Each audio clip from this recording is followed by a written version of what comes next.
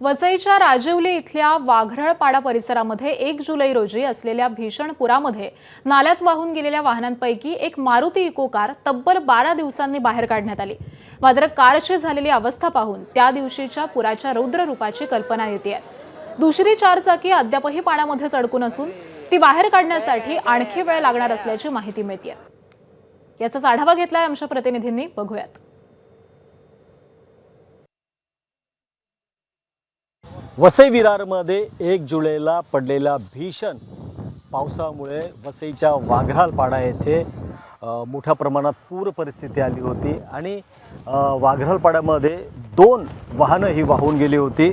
त्यामधील एक जे वाहन आहे मारुती कंपनीचं वॅगनर इको हे वाहन आहे, हे आता या नाल्यातून बाहेर काढलेलं आहे आणि आणखीन एक जी गाडी आहे ती अजूनही त्या नाल्यात आहे। मात्र जर वॅगनरची आपण हालत बघितली तर कशा प्रकारे हे भीषण वास्तव होतं, त्यावेळेला तो पाण्याचा प्रवाह त्यानंतर नाल्यात पडल्यानंतर तिची अवस्था कशी झाली हे आपण जर बघितलं तर हे विदारक चित्र हे समोर येत आहे। पूर्णपणे चेंदामेंदा या वाहनाचा झालेला आहे। वाहन चालकाला इन्शुरन्स कंपनी किती क्लेम देतं हे पाहणं आता ठरणार आहे। प्रभाकर कुडालकर, ABP माझा, वसई।